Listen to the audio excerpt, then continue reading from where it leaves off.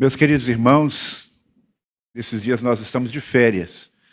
Pastor Tarcísio não costuma aceitar convite para pregar durante as férias. Mas eu abri uma exceção, porque a Igreja Batista do Barro Preto é a Igreja Batista do Barro Preto, né? Uma igreja que mora no nosso coração, pelos laços que nós temos aqui, não só com a família, mas com tantos irmãos, essa igreja que acompanhamos o ministério já há muitos anos. Então eu quero agradecer o convite e dizer que sempre me sinto honrado de poder partilhar com os irmãos a palavra de Deus. O texto que serve de base para o início de nossa reflexão nesta noite está no livro de Isaías, capítulo 61. Vamos ler dos versículos de 1 a 4. Isaías, capítulo 61, de 1 a 4. Este texto traz uma maravilhosa promessa do Senhor para as nossas vidas. Você pode acompanhar na sua Bíblia ou na tela o texto que está aí exposto. A palavra do Senhor diz assim: o Espírito do Senhor está sobre mim, porque o Senhor me ungiu para pregar as boas novas aos pobres. Enviou-me a curar os quebrantados de coração e a pôr em liberdade os algemados, a apregoar o ano aceitável do Senhor e o dia da vingança de nosso Deus, a consolar todos os que choram e a pôr sobre os que choram em Sião uma coroa em vez de cinzas, óleo de alegria em vez de pranto, manto de louvor em vez de espírito angustiado. Eles serão chamados carvalhos de justiça, plantados pelo Senhor para a sua glória. Reconstruirão as antigas ruínas, restaurarão os lugares anteriormente destruídos e renovarão as cidades arruinadas, destruídas de geração em geração. Restauração. Em uma palavra, é esta a maravilhosa promessa que nós temos neste texto. Quando você pensa em restauração, que imagens vêm à sua mente? Talvez pensando na necessidade de restauração, nesses dias tem sido muito fácil para a gente pensar sobre isso. Basta ouvirmos um pouquinho do noticiário e nós vamos nos lembrar lá do Rio Grande do Sul, com tanta coisa a ser reconstruída. São casas, prédios, escolas, pontes, uma cidade inteira, cidades inteiras, que foram destruídas pelas águas. Em todos esses lugares há necessidade de restauração. Mas não apenas uma restauração física. Pessoas estão destruídas emocionalmente, famílias estão impactadas com tantas perdas. Há uma necessidade de restauração num nível extremamente profundo. Mas nós sabemos que não apenas numa tragédia como esta, a restauração é necessária. Não apenas cidades necessitam de restauração. Uma pessoa que sofre um acidente, que fica, depois de uma cirurgia ali no hospital durante várias semanas, depois vai para uma clínica de recuperação. A expectativa desta pessoa é que a sua saúde seja plenamente restaurada. Uma pessoa que perdeu parentes, amigos, a esposa, depois de um longo tempo, ou até mesmo numa situação abrupta, seu coração precisa ser restaurado. Um casal que tinha um relacionamento maravilhoso, que construiu tantas coisas juntas, mas de repente o tempo foi passando, o relacionamento não foi devidamente cuidado, foi se desgastando. Este relacionamento, este casal precisa passar por um processo de restauração. Precisam tomar decisões que os encaminhem neste processo de restauração da felicidade, do amor conjugal. Quando nós pensamos, então, em restauração, a grosso modo, eu diria que são situações em que nós precisamos recuperar o que fomos perdendo ao longo do tempo ou perdemos de uma forma abrupta, num acidente, uma situação completamente inesperada. Quero convidá-lo, então, agora a fazer um autoexame. Em que áreas da sua vida você diria que o cenário parece com aquilo que está lá no Rio Grande do Sul agora, acontecendo? Algo está completamente destruído. Ou quem sabe, na sua vida, há uma situação em que você percebe que já há um processo de restauração, já há um processo de reconstrução. Em que áreas da sua vida você percebe que Deus já atuou, já aconteceu um processo de restauração plena de algo que você tinha perdido lá atrás e que Deus lhe deu novamente? A pergunta é: quem precisa de restauração? E a resposta é: todos nós precisamos de restauração.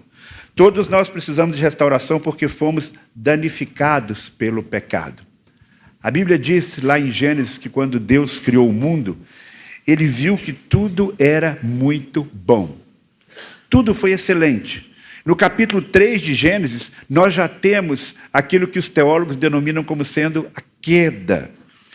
E aí então, a partir deste episódio, lá no começo de tudo, nós temos a explicação por que as nossas vidas, porque o mundo inteiro precisa de restauração. Lá em Romanos capítulo 3, 23, nós lemos: porque todos pecaram e destituídos estão da glória de Deus. Ou seja, nós estamos numa situação de perda, no sentido existencial. Originalmente perdemos a comunhão com Deus. Isso já faz parte da história de cada um de nós. Nós perdemos algo fundamental: o brilho da presença de Deus na nossa vida de forma plena. Nós perdemos parte daquela imagem e semelhança de Deus com a qual nós fomos criados. E estamos, então, numa situação em que necessitamos desta restauração no sentido espiritual, que envolve todas as áreas da nossa vida. Talvez para alguns seja duro de admitir isso, mas nós precisamos passar por um processo de restauração, porque já entramos neste mundo numa situação de perda existencial. Além disso, além desta situação em que nós já nascemos, nós encontramos neste mundo, ao longo do tempo, uma série de situações de hostilidade, de frustração, de injustiça, de indiferença, de bullying, de desprezo, de críticas. Num grau maior ou menor, todos nós passamos por um tipo de situação como esse. E isto vai minando as nossas forças, vai minando as nossas existências. Quem é aqui que pode dizer: eu nunca sofri nada nesse mundo, tudo na minha vida deu certo. Nunca passei por nenhum tipo de sofrimento. Ou você veio de um outro planeta, ou você morreu e não sabe. Porque todos nós nascemos quebrados e vivemos num mundo decaído. Passamos por experiências negativas e por isso precisamos desesperadamente de um processo restaurador na nossa vida. Quantas pessoas vivem sequelas emocionais muito graves?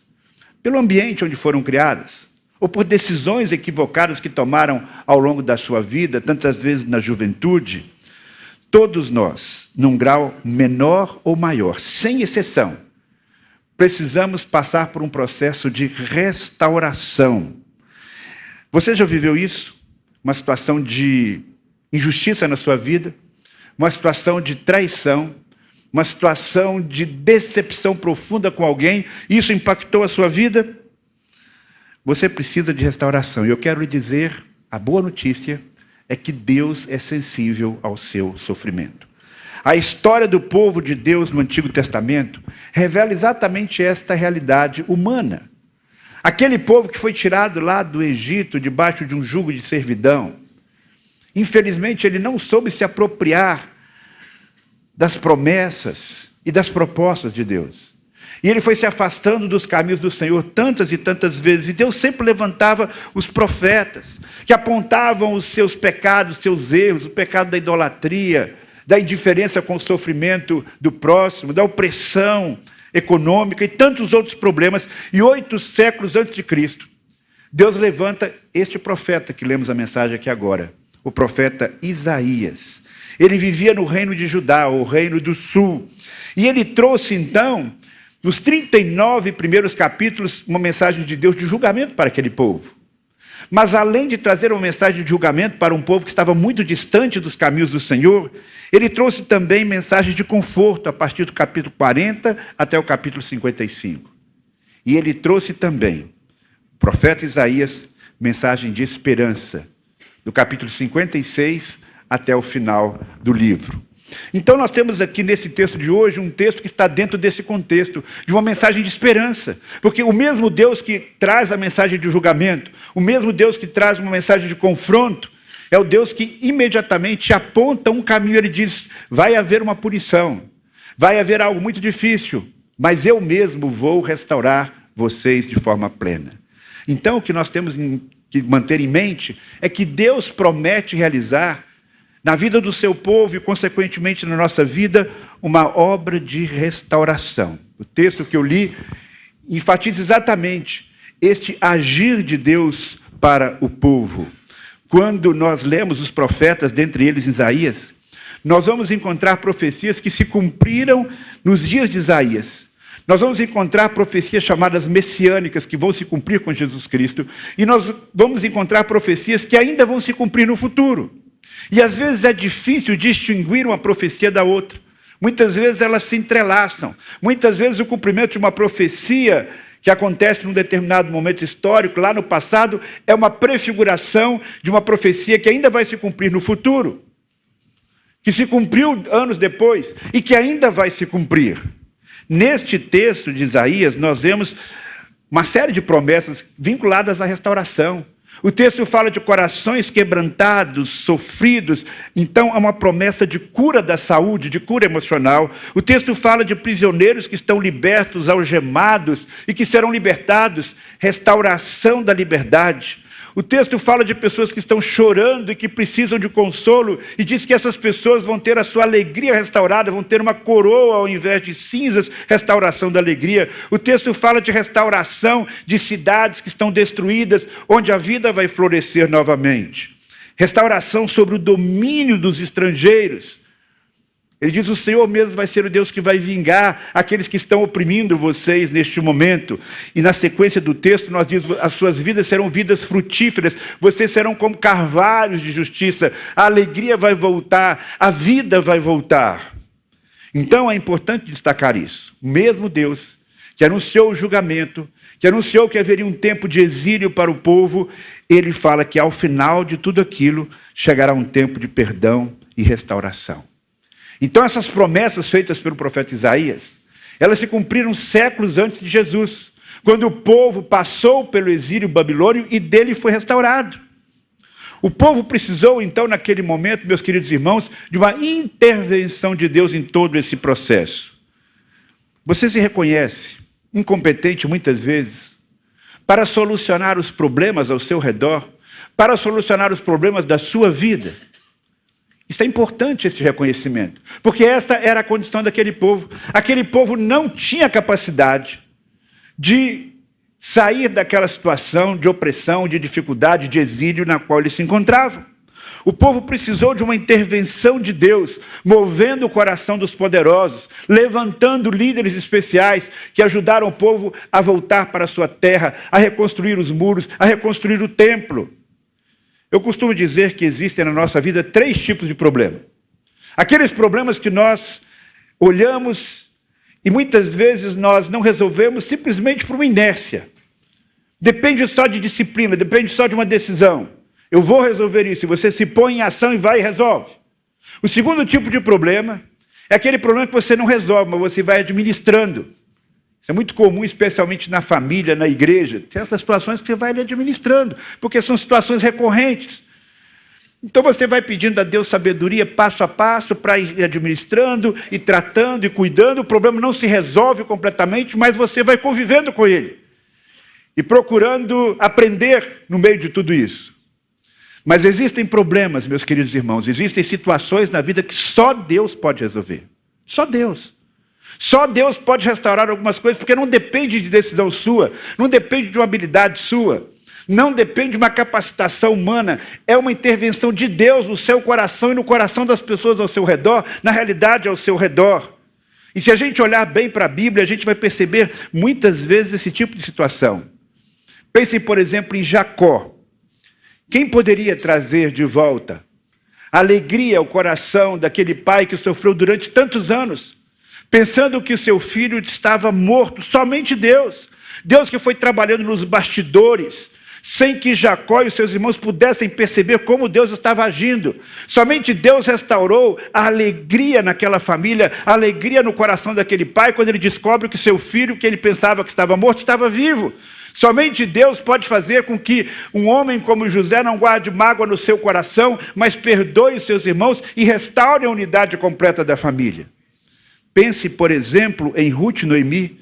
Houve uma série de mudanças na configuração familiar, morte do marido, morte dos filhos, aquela mulher, e ela se sente tremendamente amarga, ela quer até que o seu nome mude, mas com o casamento de Ruth com Boaz, um parente amoroso, rico, generoso, Ruth traz um filho, traz um neto para Noemi, que volta então a alegria nesta casa. Quem é o agente principal dessa história?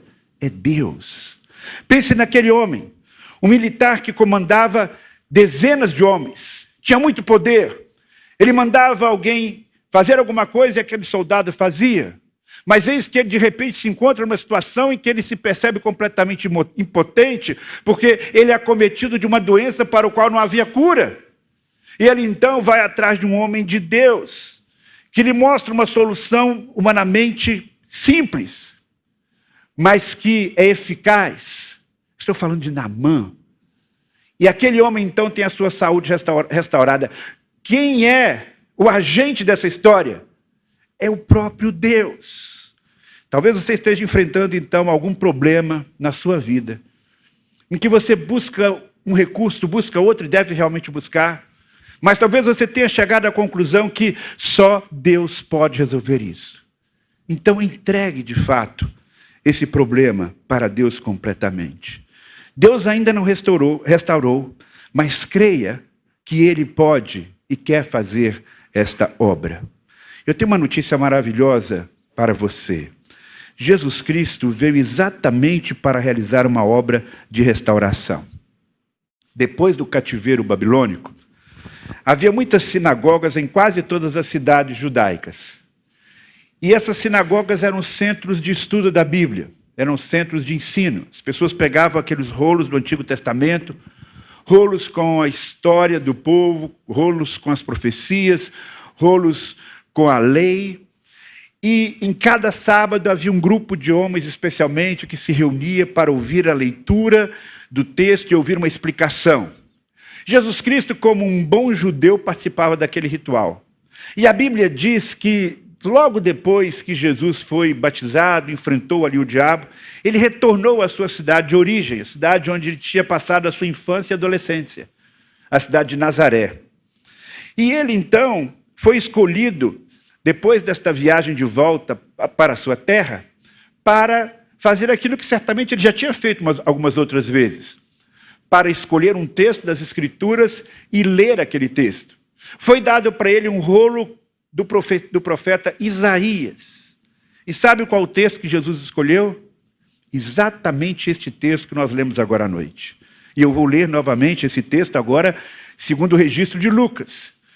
O Espírito do Senhor está sobre mim, pois me ungiu para trazer as boas novas aos pobres. Ele me enviou para anunciar que os cativos serão soltos, os cegos verão, os oprimidos serão libertos e que é chegado o tempo do favor do Senhor. Este texto se referia a uma profecia que já tinha sido cumprida ou uma profecia que ainda iria se cumprir? A ambos. Esta profecia se concretizou quando o povo foi liberto do exílio da Babilônia. Mas esta profecia, ela vai se cumprir novamente. E o doutor da lei, que pegasse esse texto, talvez explicasse esse texto da seguinte maneira: anos atrás, esta profecia se cumpriu, quando o nosso povo voltou aqui para a nossa terra. Mas havia no coração do povo uma expectativa de que Deus pudesse agir novamente como tinha agido no passado. Porque eles estavam agora debaixo de uma opressão do Império Romano. E talvez o doutor da lei, explicando aquele texto, dissesse: mas nós temos uma expectativa de que Deus vai um dia mandar um Messias, que vai nos libertar deste terrível César, vai restaurar a nossa glória como nos dias de Davi. E ele então traria uma palavra de esperança para o povo de algo a ser realizado em algum futuro, provavelmente um futuro mais distante. Jesus então escolhe esse mesmo texto. E Lucas descreve então esta cena com muitos detalhes.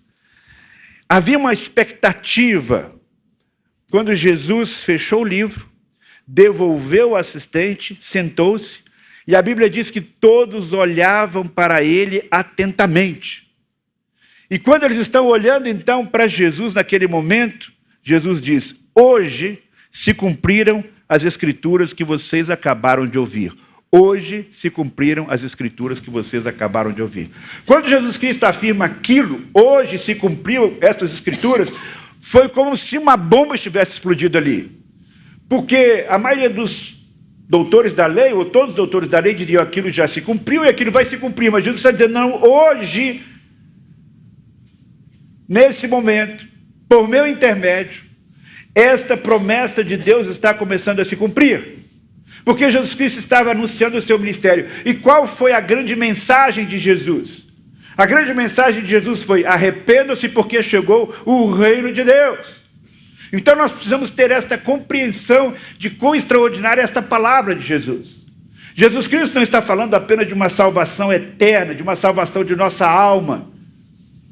Esta é uma faceta daquilo que Jesus Cristo vem trazer como proposta. Jesus Cristo está falando de um momento novo em que há um perdão de Deus disponível, há um processo de libertação que envolve não apenas o indivíduo, mas a sociedade. Ele diz: hoje, aquilo que foi perdido ao longo do tempo, ao longo da história, aquilo que foi perdido lá no Éden, eu estou aqui para restaurar um processo completamente novo. E esta declaração de Jesus, ela provocou controvérsias. Tanto assim que a Bíblia diz que houve entre eles lá uma agitação, e eles quiseram inclusive pegar Jesus e dizer: vamos jogar esse moço um precipício abaixo. A cidade de Nazaré está numa montanha, o que não falta ali é precipício. E eles então quase fizeram isso, porque eles não aceitaram esta declaração de Jesus. Eles achavam que Jesus estava blasfemando, afinal de contas eles conheciam aquele rapaz. Eles viram Jesus Cristo correndo ali naquelas ruas da cidade quando garoto, eles viram trabalhando na carpintaria do seu pai. Quem é esse para se colocar nessa posição do Messias? Eles entenderam a mensagem, mas não acataram. E isto pode acontecer tantas vezes na nossa vida. Como é que você olha para Jesus? Você olha para Jesus como um personagem histórico? Você olha Jesus como um agitador social? Apenas como um grande mestre? Ou você olha para Jesus e o vê como o Messias prometido, aquele que veio para inaugurar um novo tempo, para operar uma obra de restauração? E como é esta obra restauradora? É uma obra que muitas vezes acontece de uma forma muito violenta na vida de algumas pessoas, de uma forma muito radical. Todos nós que já temos mais tempo na igreja já ouvimos falar e já vimos pessoas que estavam presas numa situação de pecado, destruídas. Pessoas como aqueles jovens que vivem nas cracolândias da vida e que se encontram com Jesus e têm uma transformação. Todos nós já vimos depoimentos de pessoas que estavam com o seu lar arrasado, com o divórcio ali batendo a porta, mas tiveram então uma experiência impactante com o Senhor Jesus Cristo. Isto mudou a vida familiar. Mas nós não precisamos olhar apenas para esses exemplos fortes, impactantes. Na vida daquele que serve ao Senhor, há um processo, ou deve haver um processo de restauração contínua. A restauração é necessária porque, se por um lado nós podemos dia a dia experimentar um agir de Deus na nossa vida, se nós deixarmos a nossa vida no modo automático, no piloto automático, nós vamos enfrentando novos desafios. E aquele amor, aquela alegria, aquele entusiasmo que nós tivemos numa determinada fase da nossa vida, seja na juventude, seja quando aceitamos Jesus como Salvador, se nós não cuidarmos, a gente pode ir perdendo isso. E por isso esta obra restauradora de Jesus é uma necessidade na nossa vida. Porque em cada fase da vida nós encontramos desafios novos. Alguns são os desafios no nosso tempo de adolescente, outros são os desafios na juventude, outros são os desafios quando nós nos casamos, outros são os desafios da maturidade, outros são os desafios da terceira idade. E por isso, porque nós estamos sujeitos a esta ação do mal na nossa vida, nós precisamos constantemente desta obra restauradora de Jesus Cristo.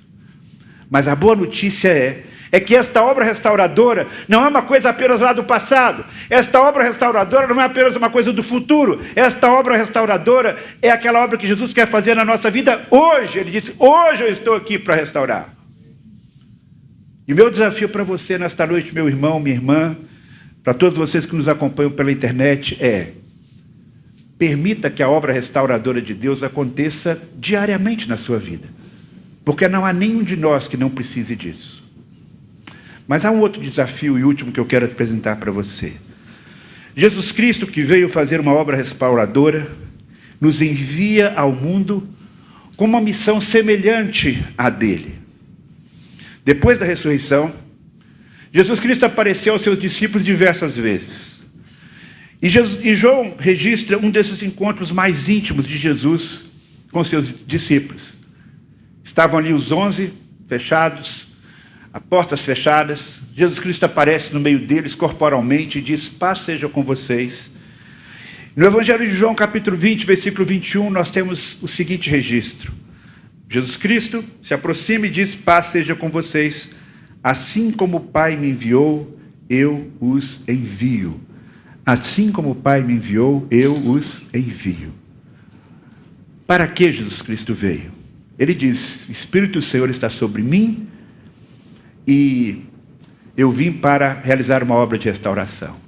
Quando Jesus Cristo traz esta palavra, esse desafio aqui aos discípulos depois da ressurreição, a Bíblia diz que ele sopra o Espírito sobre os discípulos, num prenúncio daquilo que vai acontecer no dia de Pentecostes. Ele dá um poder especial aos seus discípulos. Para quê? O poder que nós recebemos do Espírito Santo não é um poder para simplesmente nos sentirmos empoderados e conquistarmos aquilo que nós quisermos. Não. O poder do Espírito Santo sobre a nossa vida é para que restaurados, ou em processo de restauração, possamos também contribuir para a restauração da sociedade. Possamos restaurar outras vidas. A palavra de Jesus, quando ele chega e começa o seu ministério, é o reino de Deus está chegando. É um novo tempo. Tempo de perdão, tempo de solidariedade, tempo de cura. E o que Deus espera da sua vida e da minha vida, meu irmão, você que já está vivendo esse processo de restauração, é que você também transmita esta mensagem para outras pessoas. Repito, a mensagem da palavra de Deus, a mensagem que Deus quer que você transmita às pessoas ao seu redor, transcende simplesmente carimbar um passaporte para ir para o céu. Envolve nos preocuparmos com as questões humanas, com o sofrimento humano, com a dor das pessoas e sermos agentes de Deus para a restauração deste mundo. A Bíblia revela, na história de toda a humanidade, 4 grandes ciclos. O primeiro ciclo é o ciclo da criação. Deus criou o mundo perfeito. A segunda realidade é a realidade da queda, com Adão e Eva. Então nós temos todas as consequências. A imagem de Deus em nós é quebrada, a comunhão com Deus é quebrada, os relacionamentos são afetados. Mas eis que vem Jesus Cristo. E ele traz então esta restauração. Ele começa esta obra de redenção, esta obra de restauração. Uma obra que ainda não terminou. Porque o quarto estágio desta revelação divina é a consumação com a volta do Senhor Jesus Cristo. O que eu quero que você então leve consigo nesta noite é: como é que está esta obra de restauração na sua vida? No começo do sermão eu perguntei, se você faz uma autoanálise, a maioria das áreas da sua vida estão como aquelas situações daquelas cidades lá no Rio Grande do Sul? O estrago está grande demais? Ou quem sabe você já esteja em algumas áreas da sua vida num momento seguinte em que você percebe que Deus já está mudando algumas coisas, já está tirando algumas coisas que estão sujas ali, já está vindo uma limpeza, uma reconstrução. Ou quem sabe você pode olhar com alegria e dizer, graças a Deus, Deus já tem feito muita coisa na minha vida. Estou com minha vida ajustada em muitos sentidos. Você não precisa estar com tudo arrumado, com a obra de restauração perfeita ou quase perfeita na sua vida, para que você possa ajudar outros. Aquelas pessoas lá no Rio Grande do Sul não estão cuidando apenas das suas próprias necessidades. Aquele que tem consciência cuida da sua casa, mas ajuda o próximo também. Eu li sobre um homem que estava lá num processo de resgate de pessoas, em que a sua esposa liga para ele no celular e diz: olha, você precisa vir aqui em casa. Ele diz: não, mas eu estou trabalhando aqui ajudando pessoas. Você não entendeu, a nossa casa caiu. A gente está precisando de ajuda também. E eu penso que esta é uma imagem que se assemelha a nós. Você pode estar vivendo um processo difícil, em que precisa de coisas profundas serem restauradas na sua vida. Mas você pode também e deve se colocar à disposição do Senhor, dizendo: Senhor, eu preciso de restauração, mas eu estou pronto a ajudar na restauração de outras pessoas, porque para isso Jesus Cristo veio e para isso Ele me enviou neste mundo. Eu quero convidar então você agora a fechar os seus olhos. E se você consegue já identificar áreas da sua vida, quem sabe no seu próprio contexto familiar, situações que ultrapassam a sua capacidade de solução, lembre-se que Deus tem um poder restaurador. Lembre-se que Jesus Cristo veio para restaurar a sua fé, restaurar a sua esperança, fazer uma obra que somente Ele pode fazer. E nesse processo todo, a sua parte principal é confiar nele, é pedir a intervenção dele, é dizer: Senhor, estou pronto, eu quero ser restaurado pelo Senhor, coloco a minha vida ao teu dispor. E que você, vivendo esse processo de restauração, não fique focado apenas em si mesmo. Olhe ao seu redor e diga para Deus: Deus, eu quero ser instrumento teu, para assim como o Pai enviou teu Filho, assim como enviaste, Pai, o teu Filho, eu quero ser também enviado por ti. Eu me coloco ao teu dispor para ajudar outros que estão em lutas tão grandes ou maiores até do que as minhas. Coloque agora a sua vida diante do Senhor, naquilo que você entende ser a sua maior necessidade, seu maior desafio.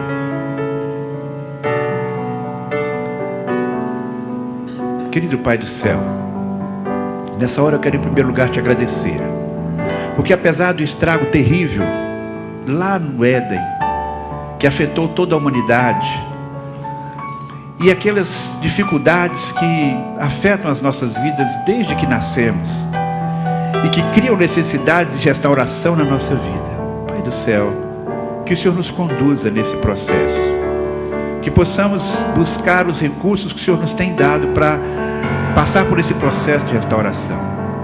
Que a gente não se conforme com perdas com as quais não precisa se conformar. Que a gente possa confiar que o Senhor é poderoso e capaz de agir, de restaurar a nossa vida, a nossa história e o mundo ao nosso redor. E por isso nós te pedimos, Pai, que use as nossas vidas para que possamos ajudar na restauração de outros enquanto estamos sendo restaurados.